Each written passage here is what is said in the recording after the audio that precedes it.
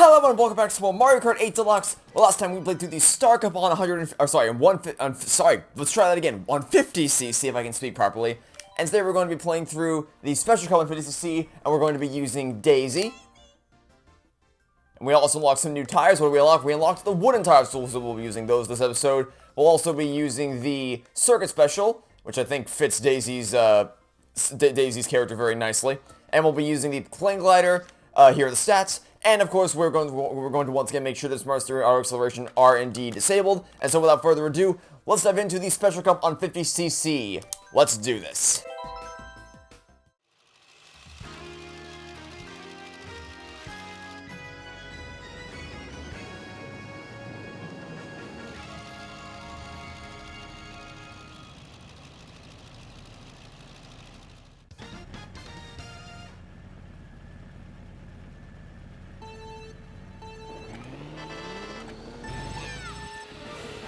So, I don't think it's trying to, well, no, let me try again. I don't think it's an explicit reference to Super Mario Galaxy, but honestly, every time I play this course, the only thing that I can think of is just Super Mario Galaxy.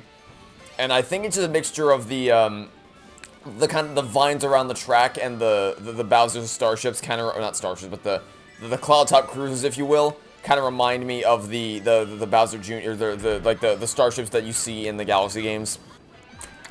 And of course the vines around the level also remind me of, well, none other than Gusty Garden Galaxy, but the final nail in the coffin for that is of course the music of this level, which, you can hear for yourself. It's, it definitely sounds like the orchestral epicness of it.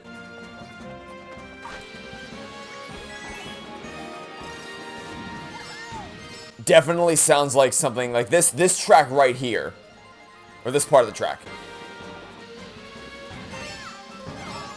Sounds like one for one something that would go in a Galaxy game, and I think the melody is almost exactly the same as one of the Galaxy tracks. So I like every time I play this this course, every time all I think about is Galaxy, because for those of you who don't know, Super Mario Galaxy 2 is one of my favorite video games of all time, like top 10 material right there. The Galaxy 1 is a really strong game with some flaws, but Galaxy 2 is a masterpiece that capitalized on fixing every flaw from the first Galaxy game, and has crafted one of the best video games of all time. Galaxy 2 is phenomenal, and you know that kind of stems from, like, because the whole reason I bought the game in the first place is because, like I've said in previous videos of all different LPs, is of course I get rid of the shell right when I need the shell the most. It's because I'm a massive nerd for outer space and things like that. So the idea of going on intergalactic adventure as Mario was just the perfect thing for me, because I had already been a big fan of the Mario game, so I just seeing that, I just fell in love instantly of exploring outer space as Mario, jumping around, using like gravity-centric platforming. The little kid me was in heaven when I played that game for the first time. It's definitely my favorite Mario game ever made, which I know might sound odd from some people, because according to some people, their favorite Mario game ever made is something on the lines of, what was it called? Oh yeah, Super Mario 64. Which, for those of you who don't know, is one of my most hated games of all time, because that game has aged like absolute milk. I use it as an example in my Comet Evolved video. I'm talking about how 20 years later, Comet Evolved still withstands the test of time and outstrips even most modern-day AAA releases, because it's just such a masterpiece of a video game that it just exceeds expectations 20 years later and still withstands the test of time. And I said, like... Actually, no, I think I used the example in my Danganronpa 3 finale, where I was, like, plugging all my other things that I say, hey, if you like this, go check this out. And I said, like, Comet Evolved aged wonderfully, unlike 64, which aged like milk. Which I know is probably going to piss some people off when I say that, because a lot of people seem to really love that game for some reason. But, I have my reasons for disliking it, and I'll go into some of those reasons in the next race.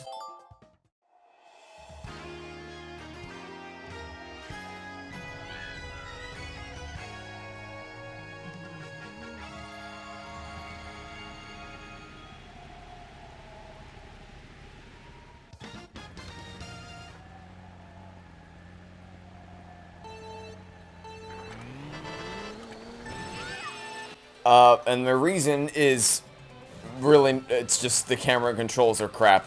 And that's all there is to it. The camera, like, at the time it was like, oh wow, I can control my camera? Oh wow, that's amazing. So for the time of its release, it was cool, whatever. But, like, it's painful to play. It is extremely painful to play that game nowadays with the extremely frustrating limited controls of the certain amount of directions you can go and how the camera seems to be actively fighting against you at all times. Like, it seems like the only reason people, like, the only thing, and feel free to, I'll say this much to anyone in the comments, if you love Super Mario 64, I encourage you to tell me what it is you love about the game, just to kind of, if I can get, so I can get a better sense of why people love it. But it seems like the main reason why that game appeals to so many people is because of, like, the nostalgia. It was one of the first games they ever played or something like that. Because if you actually look at, like, the camera and controls, they may have been revolutionary with the time they came out, but they are not revolutionary anymore. They have, because it is possible, because I think that's the other excuse people made is like, dude, are you kidding me? 64 was so revolutionary when it came out. It's like, okay, cool, but, like, does it hold up under modern standards? If no, then I don't care.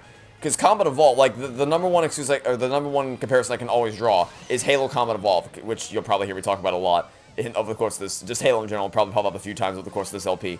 But that game, when it came out, shook the world. It broke ground in every facet, from raising the standards for storytelling in a first-person shooter game, really just storytelling in general in video games, raising the standards for what artificial intelligence and how it can actually be smart, and, like, the AI can actually be smart and dynamic and move around the battlefield instead of just standing around waiting to get shot, how the levels weren't just tight spatial quarters, they were actually massive open-ended playgrounds, the two-weapon sandbox, the fluid controls, because at the time, first-person shooters didn't really work on consoles, so the fluid controls with the gamepad, dual analog sticks. So much about that game defined, like, everything you know that makes up a modern first-person shooter spawned from Halo Combat Evolved. So obviously when it came out, it was revolutionary. But if you go back and play it today, you could be convinced that it came out just a year ago, because that's how fluid and just awesome the game is to play, because the gameplay withstands the test of time. Because the controls aren't fighting against you, they're very fluid, and you're always in control of your character. You're focused on, like, the strategy of what to do on the battlefield, not, good God, how do I jump and how do I move without the camera trying to get me killed constantly. Which is what Super Mario 64 feels like. It's just a constant, it's like you're just constantly pain and agony to play. So, oh, I'm actually gonna, I thought I was gonna be able to make it up into that walkway up above, but sadly, oh, I can use the Super Horn, and get out of here, Spiny Shell. I was actually able to finally use Super Horn. We've had Super Horns before in the LP, and we've had Spiny Shells try to kill us, but we've never actually had a Super Horn while Spiny Shell was trying to kill us, so there we go. I finally got to show off what the Super Horn is capable of, so that's pretty neat. Anyway, in summary, I hate Super Mario 64. It's one of, I actually cited it in my top 10 worst games ever made in my 4,000 subscriber Q&A video, and I still stand by that. I hate 64. If you can get enjoyment out of playing it, more power to you. I don't know how, but if you can, then good for you. But good lord, that game is painful to play. Anyway, next race.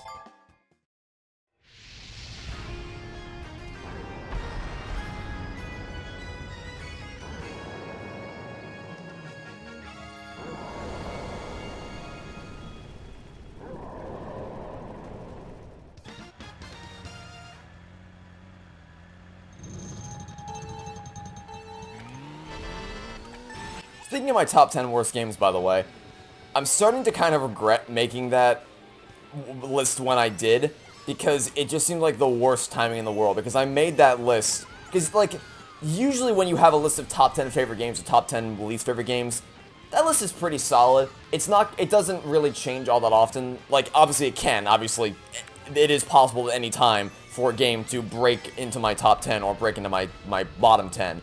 And actually that happened recently, because the Phoenix Wright Ace Attorney trilogy only came out in 2019. I only played it in 2019, and yet it still broke into the top 5 video games I've ever played. So, like, it is entirely possible for a new game to come along and break into that and prove itself to be worthy of the top 10 or the bottom 10.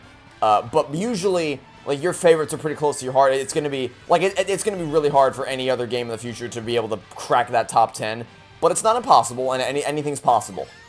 I'd never say no to that. So I was pretty confident when I made my top 10 worst games. Like, okay, I think I've played a lot of games. This is a pretty solid list that I can play, or that I can stick to and be like, yeah, these are the worst. These are the absolute worst of the worst. I don't think it's gonna change anytime soon. Then I played these games called, and I really don't want to bring this up because I'm so sick of talking about this series, but I promise this, I don't plan to make a habit of talking about the series for the rest of the LP. I just want to bring it up quickly because we're on the subject of top 10 worst games, so I want to bring it up. I'm going to bring it up quickly and then drop it as soon as we bring it up because I don't want to stay on this topic forever. Okay, we're going to move on quickly. I just want to bring it up now. Danganronpa.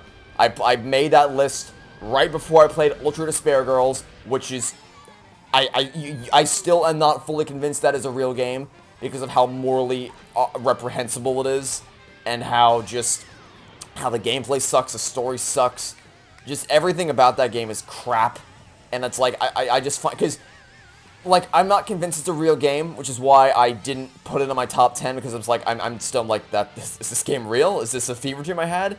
It's like, that's why I haven't put it in the top 10 yet, but if it were a real game that I actually played, which of course that couldn't possibly be the case, then it would absolutely outstrip Apollo Justice Ace Attorney.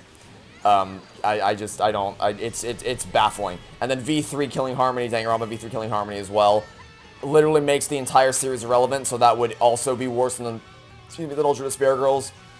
So it was just bad timing for me to make that top 10 worst games list, because those games would easily outstrip everything else on that list, and it's not even kind of close. So I basically just have to kind of pretend that they don't exist, which is probably for the best anyway, because Ultra Despair Girls is so morally, I wanted to stop myself before I got on the glider. I couldn't stop myself fast enough. It's so, like, you play the game and you're like, what is wrong with the people who made this game? Do you need to see someone, like, are you okay in the head? I don't think you guys are okay in the head. I don't think Spike Truth thought is okay after playing Ultra Despair Girls. I think they might actually be, like, morally reprehensible as human beings for making that game. And then V3 just made the entire series relevant, so it's like, I just want to pretend those games never existed. I really want to pretend that I just never played Danganronpa at all. Because I guess...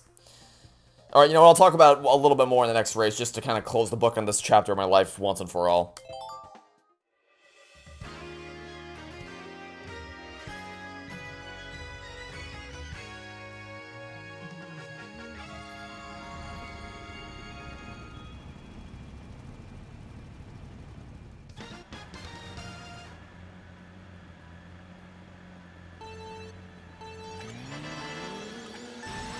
This has honestly been the least, like, the past few months have been the least fun I've had making YouTube videos in a long time.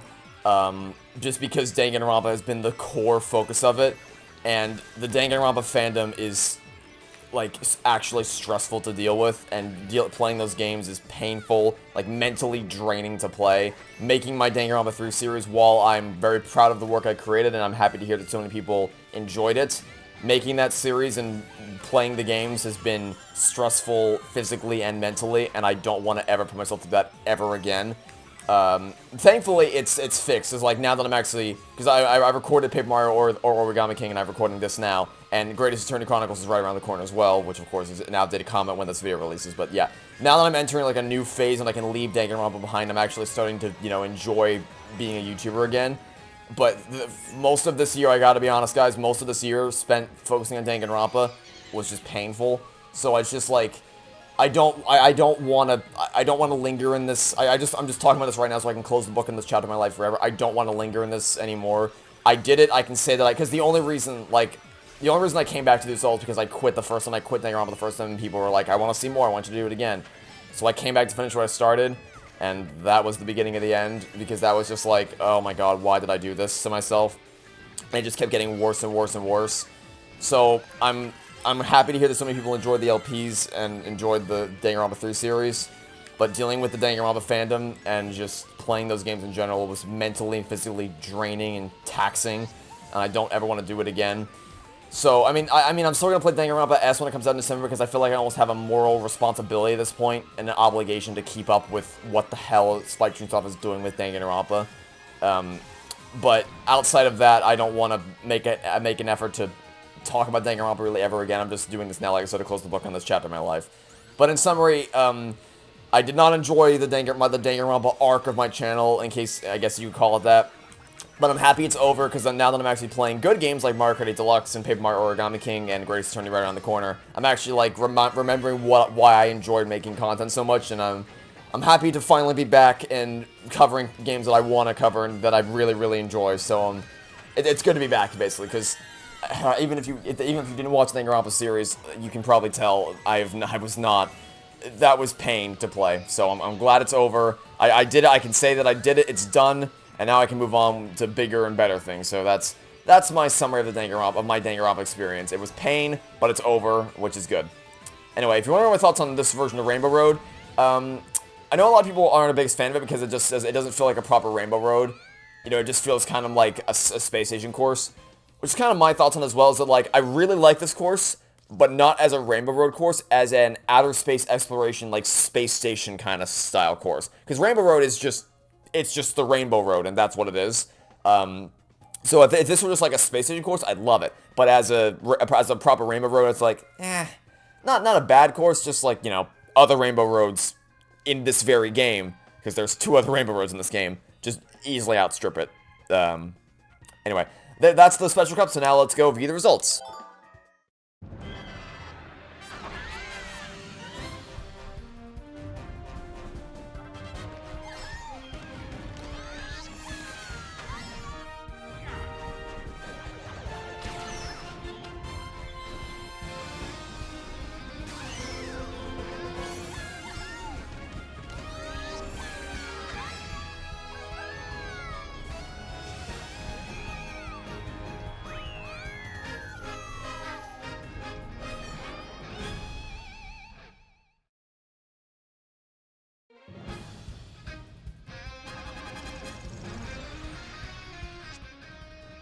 You collected 120 coins. A new vehicle customization option has been unlocked, which we will see what that is in the next episode.